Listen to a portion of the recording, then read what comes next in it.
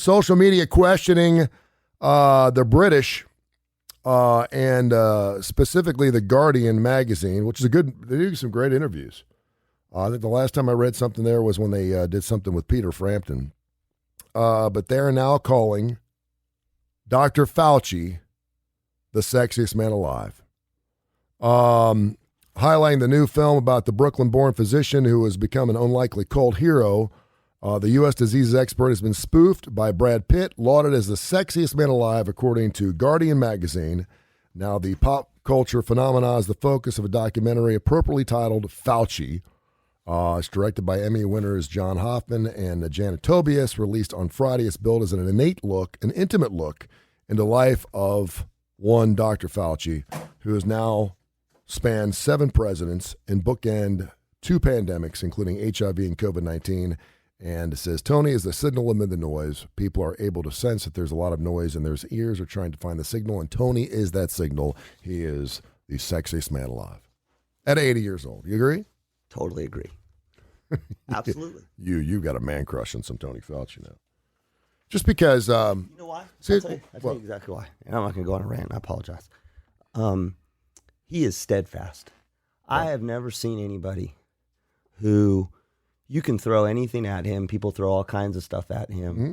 And obviously his credentials speak for themselves. And even if you don't like what he says, you don't believe what he says, whatever, I've never seen a guy who's so unflappable in the face of everything from congressional hearings to, to radio show talk hosts. And yep. I've got my science crush on him. Mm-hmm. I get that. But even if I put that aside, I couldn't, you see me lose my, every week. You got to respect that. You got to respect that. Yeah. But ability. The sexiest man alive? That just goes to show what women consider sexy, because I'm assuming I would have that said Chris Hemsworth again, but I've got a broken. Well, yeah, I mean, but that just goes to show that when you're smart and unflappable, that's sexy. Yeah. It doesn't always have to be the look. I mean, he's in good shape and all, but he's 80 years old. Was he named Time Man of the Year last year? I have no idea. I was asking, and we were talking about that yesterday. He goes on. The other thing is he goes on. He doesn't stay away from mass media. I mean, he goes on. I mean, granted, maybe he goes on things that are a little bit safer, but no. And to your point, he was asked the question about what Nicki Minaj said yesterday. Did you see what she said? No, I have not. He was asked specifically about what COVID can do to your PP and what vaccinations can do to your PP. She told her 22 million followers on Twitter that she's refused to take the COVID vaccine so far to attend the Met Gala, because that was part of the predetermining factor. She's like, I just won't go. And that she planned to do more research before she got the shot. She added, my cousin in Trinidad won't get the vaccine because his friends got it and became impotent. His testicles became swollen. His friend was weeks away from getting married. Now the girl called off the wedding. What did he say? What was his response? So according to the medical examiner, a classic example of vaccine misinformation and how it spreads, Minaj's post set off a night-long round of ridicule that went on all night. Yeah. Many speculated her cousin's friend, in fact, acquired a sexually transmitted disease. I was just going to say. That derailed his wedding. First of all, I'm thinking about there's about 15 different ways we can go here. But rumors like this one that Minaj heard, particularly around men's sexual health, have made up a common thread of COVID vaccine conspiracies that really do affect vaccine decision-making. And I'm telling you right now, 2 things mean everything to a man: his wallet and his wiener. And if you affect either one of those, we listen. And so if Nicki Minaj is putting out information to her 22... Well, sure we do. Well, but that speaks that says a lot about. Well, yeah. If someone says this makes you impotent, I'm going, okay, what is that? And I'm not saying I believe it. But I'm just saying that 2 things affect a man's life most, and that is his PP and his wallet. If his PP and his wallet are working, we're good to go. But as long as those 2 things are going, I'm good. But wouldn't you want to know, if somebody said that and it caught your attention, which I agree with you, finances and PP. Yeah, that's it. But wouldn't you go, man, I better dig into this because I don't want this to affect my PP. Well, versus because Nicki Minaj said it. We've talked about this. Either way, If Nicki Minaj said, get the vaccine, or Nicki Minaj said, don't get the vaccine because my cousin, it affected his, like, that's the biggest, but either way. Well, I'm here to clear the air. According to Dr. Aaron Spitz, who wrote a book, The Penis Book, A Doctor's Complete Guide to the Penis. We should have Dr. Brian Christine on about this. Yeah. I was going to reach out to him, and I did, but he didn't text me back. Probably doing penis surgery. The question is, what do we know right now about COVID and how it can affect men's sexual health? He said, to the extent that we know there's a separate and distinct problem that COVID is causing in men's sexual health, aside from the men's lungs, heart, and all that other stuff. There have been studies looking at fertility. In about 5% of cases, they find that there is a negative effect on male fertility in terms of lowering sperm count and lowering the mobility and motility of movement of the sperm. COVID. I just wanted to make sure because I was. So yes, it's been shown that when men get infected with COVID, and in particularly a more severe case in this small percent, they can impact your fertility. In a bigger percentage of men, maybe about 20% or so, they've noted to be a decrease in testosterone and an increase in hormones, which can add to impotency in men. So COVID, if you're getting COVID, yes. Okay. And in that particular case, there could be a slight injury to the testicles if you get COVID.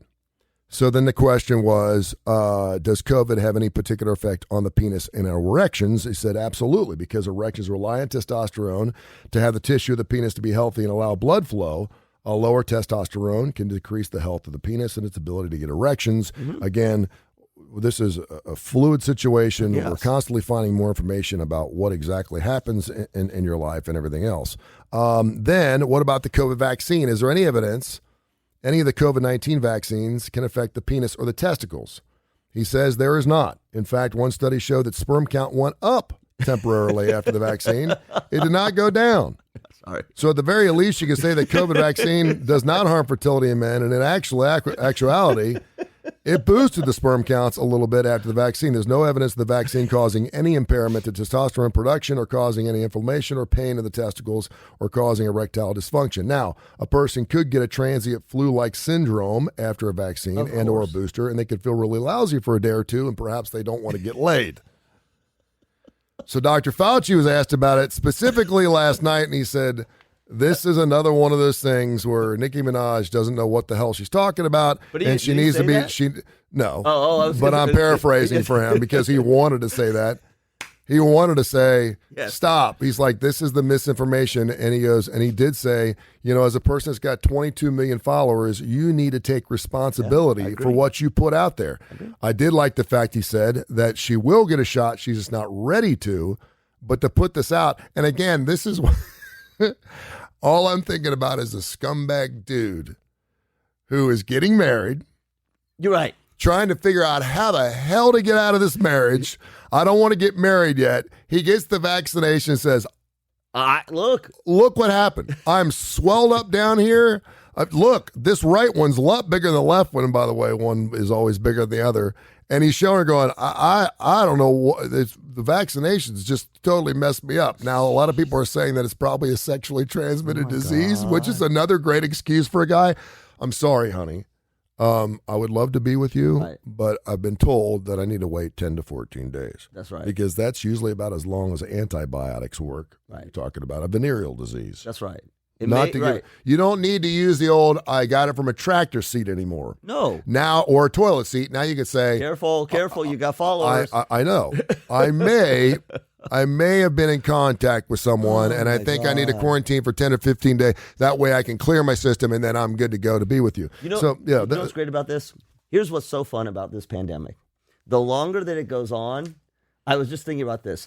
The more creative the new stuff is. Mm-hmm. Because if you think about it, we've gone from Clorox to horse pills to magnetic. Remember the spoons? Oh yeah, the spoon. So the longer it goes on, the more creative. Now we've got it. It swells your testicles up, and then on the other side, can you see this argument? This is so great. I love being a human. On the one side, we got Nicki's cousin who got the vaccine and is in Trinidad and is swole in a bad way and can't have sex. And then on the other side, so that's anti-vax. And then pro-vax is, hang on, did you read the study? It actually increases your potency. Mm-hmm. Look, get the vaccine. Temporarily, yes. Yeah, yes, but in that period, if you want to get pregnant or you just want to be more virile, Like and she doesn't say she said the girl called off the wedding. I'm like, dude, if you're getting married to a dude and all of a sudden his testicles are swelling up, you're calling off the wedding. It didn't say she's postponing the wedding. Right. She's calling off the wedding. It's perfect for relation. She was looking for an out too. She didn't want to say, it's perfect. You don't postpone a wedding, one of the most important days of your life, because your fiance got a vaccine and his testicles are swollen. Right. You say, okay, we'll push it back a couple weeks and we'll set a new date. Problem, yeah. This sounds like she said to hell with it. So that's another reason to think that perhaps it wasn't swollen because of the vaccination. It was swollen because he probably stuck it somewhere he wasn't supposed to. Oh, now this is getting spicy. Don't you love this? Let me tell you something. If people weren't sick and dying. We did a whole show on men or pigs. I wasn't even going there. I'm just going to tell you, because when a woman really loves a man and she wants to trust him, even though he's done some really stupid stuff, they will look the other way over and over and over again, right? Yes. And so if you're fixing to get married and maybe you have a mandate that everyone at your wedding needs to be vaccinated or show a negative test or whatever, and he's using some vaccination or I don't feel well or something, he is full of shit. Yeah. I'm just telling you right now. Now, there are outlying cases, and you'll be able to see that. But if a guy is using the vaccination has affected my PP, and I don't think we're going to be able to go through with this right now anyway, that is like the biggest red flag in the world. Because if he truly loves you, it shouldn't matter. It's still going to be there. It's not going to fall off. Has Reddit weighed in? No. Because I was just like, God. No, and I mean, this just goes to show because, again, when you throw a net out at that many people, you're going to get some stickers. Oh, sure. Right? Well, and that's why Fauci's saying it could be 22 million scientists who worked on the vaccination, and some of them are going to believe this crap. Yeah. Some of them are. Not a lot. But then Nicki Minaj fans, hell, half of them are probably going, there you go. There you go. And it's the African-American community, which probably has something to do with it, because we already know that a lot of them, and for a lot of good reasons, don't want to get vaccinated. I understand that. But, I mean, for her to throw that out there and say, man, my brother-in-law over in Trinidad got the vaccination. And that's why, okay, but then oh, it's great. This is the mental pretzels. So I want to make sure. This is the mental gymnastics. She's not getting it yet. No. She wants to do more research. Okay. Before she gets the shot. She said, before I get the shot. So that makes me say she's going to get the shot. So it's interesting. She didn't say I'm deciding whether I'm going to get the shot or not. She said, before I get the shot, I want to do some more research. I love when people say that, which is fine. And I've heard, and I've definitely heard, look, people wanted full FDA approval. That was, people were like, I'm hesitant until that. I get that. But when people say I need to do more research, I always want to know. And I would ask this of anybody. Great. What are you going to do? Yeah. I don't want to hear you're going to need to do more research as a way of keeping me away. That's fantastic. Where are you going to look? Can I offer you some information? And if I can't, what? Well, therein lies the problem. Because people will go to the sites they're most comfortable with to find their truths. That's exactly. And if people are going to the Daily UK or whatever, are going to these sites where there's all this crap out there and these conspiracies, they're never going to find out the truth. Again, we all have a family doctor.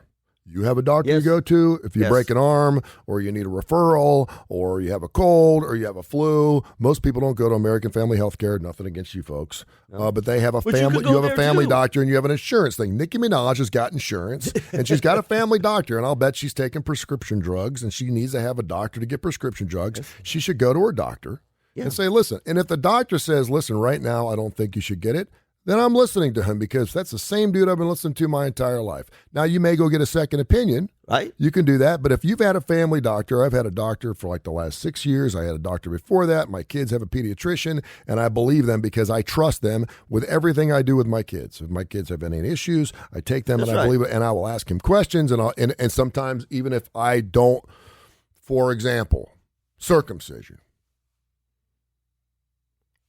I'm circumcised. Well, Most people in this country are circumcised. Yeah. My boys aren't. Yes. Because they're from Guatemala. Yes. So that was one of those common myths one of those common conspiracy things. Oh, you got to do it because you're going to get HIV, or you can get really, really dirty there. It could be really, really nasty. Then you got the other side saying, heck, as long as you got more skin down there, leave it. That's a good thing. So I went to my pediatrician. I said, listen, what's the deal about this? Tell me what's the pros and cons? And so he broke it all the way down for me. He said, and ultimately said, really, do you really want to put your 2-year-old under anesthesia to do something where just keep it clean and he's going to be fine? And I'm like, okay, great. That's all I needed to hear. So I'm going to do that my same thing when it comes to vaccinations or anything else. Yes. And ask them. And Nicki Minaj, doing their research, I would go to my doctor, who I trust with everything in my life, and say, listen, okay, what's the situation? If he says go for it, then I go for it. If he says no, then I'm not. And I'm sure there's doctors out there telling some of the patients probably not to do that. Listen, yes, I agree with you, everything you said. There are some doctors saying that. Because if you want to go research and you don't want to get vaccinated, you're going to find anti-vaccination research that you're going to believe. So you need to go to someone you've trusted and you've known for a long period of time. Right. It's like going to a really good friend and say, listen, I think I got an issue here. What do you think? Yes, and listen, what's become a challenge for licensing boards, physician licensing boards, American Medical Association, all those things, is their like guidelines, if you will, are that physicians should do what is both good for the patient and consistent with scientific evidence and current practices. Sure. That's the kind of and for the first time, I think ever, or at least in this generation, now the American Medical Association and licensing boards are starting to have to consider, what do we do with physicians who are prescribing hydrochloroquine? What do we do with physicians who are saying don't get the vaccination if you're unless you have some don't get the vaccination to the general public, because the scientific community is saying that's absolutely bad practice of medicine. Well, and I think in most cases, and I ran to one yesterday, in most cases, it is a independent, solitary decision by that individual based on their prior health experiences. And what I mean by that is if you know you're going to have a hell of a reaction for the next 4 to 6 weeks by getting a vaccination, and some people do based on autoimmune issues, whatever it is, then that doctor may listen. I think in the long haul, it's probably good because you're an essential worker and it's going to be difficult, but you're going to be laid out for the next 4 to 6 weeks. It's kind of your decision to make. Yeah, that does happen. And there are a lot of people that are in that situation. But it's not 4 to 6 weeks. I mean, but but again. I met a doctor yesterday. He said 4 to 6 weeks. 4 to 6 weeks for the reaction? For the reaction. Based on what? There is. I mean, again, you met a doctor. Josh, and what did he say? What was it based on? He said, you said, who would he knows his patient. I'm not going to get into HIPAA laws and stuff, because I was with a person who was not vaccinated and I didn't say a word. Right. And she's like, I can't because of all these other issues. And she's got a lot of issues. She has a lot of health issues, and the physician. Okay. And the physician said, and she works in an essential business. And so she was on the phone with her doctor. I said, and so I was like, okay. But I mean, again, those are outliers. Those are outliers. And it's totally cool with it. And she's lost a lot of business because of it. Yes. And I was like, okay, but I love I like what you just said, though. And I'm sorry, I did not understand that she had several other health conditions. Yeah. But what that doesn't do, and again, I will say this, and we'll go on and we'll talk about more funny, happy things. We're using decision making and rules that we would use in non-emergency times. Mm-hmm. That doesn't work that way. Yeah. And that's my well, and the other part. This is not a this is not a look, Tony. Yeah. You have high blood pressure. Mm-hmm. You probably should get on a medication. It's your choice if you don't. That's not this. Yeah. I think that's, to me, the hardest thing. And listen, I understand why people do that. We do that because we don't want to be. I don't think anybody wants to be in this situation that we've been in the last 2 years for different reasons. Yeah. But I think that the way we go about it each is very different. Yeah. And I think that's why you've got mandates that are sort of sitting right at the edge, because I think that people are trying to are basically this is the New York Mountain Dew high sugar drinks, and everybody's going to protest against it. Yeah, and again, it's an individualistic standpoint because everyone's situation is different. I mean, if you're working from home and you don't ever go out and see anybody, but you talk about outliers. There are outliers.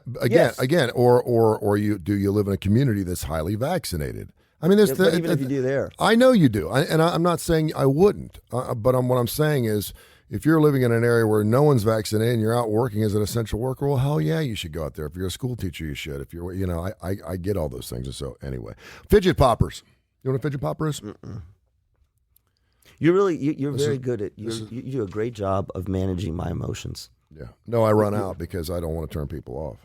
Yeah, no, I know. People are tired of talking about it, but it's but and people are tired of talking about it. And Nicki Minaj said 2 weeks ago, "I'm not talking about it anymore." And there she is posting crap to 22 million people, stirring the shit up again. About it. Yeah, she took her big ass spoon and she just stirred it up again. Do you think she thinks? She's like, "Do you think she think?" I'm just. This is just in general. How much do you think big stars or anybody who has millions of followers, how calculated do you think they are on any one of their posts? I don't think they're first of all, are they posting their own stuff?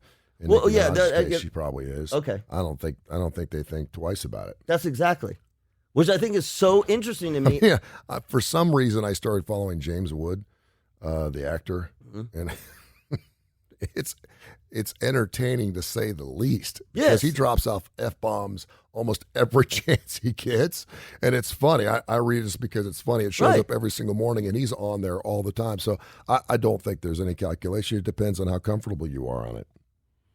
That's what I think is so interesting. And it depends on how rich and famous you are and whether you care about pissing people off. Because some people just don't give a damn. Which is great because you're getting them unfiltered, authentic, uncensored, and they just go and they don't care. Gene Simmons could care less what people think about him, so he's going to tell like it is. Ted Nugent's the same way. Right, which is interesting. It's always interesting to me that we care. Like, we care what they say. Again, you said this, that we'll base our decisions, whether that's buying, this is why they're influencers, whether that's buying a product or getting a vaccine, we sort of treat it the same. Oh, Nicki said that. Oh, look, Gene Simmons drinks this protein drink. Look at him. Well, this is the idea behind influencers, right? Yeah. And normally they don't know nearly as much about what they're talking about as we do. But we listen to them because they must. Sure they do. Nicki Minaj talking about some dude in Trinidad that's got venereal disease. It's hilarious. Well, no, she didn't say he got venereal disease. You should call after she wrote that, she should have.